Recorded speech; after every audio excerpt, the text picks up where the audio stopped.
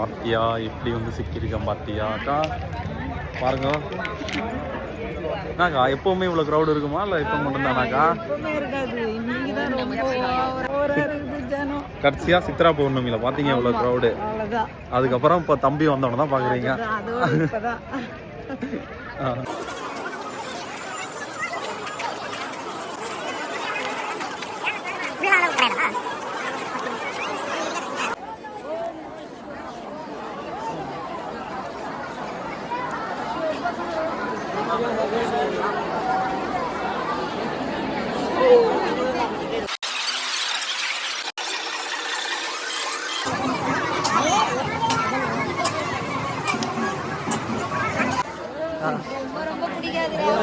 பார்த்தீங்கன்னா வெறும் 40 ரூபா தான்.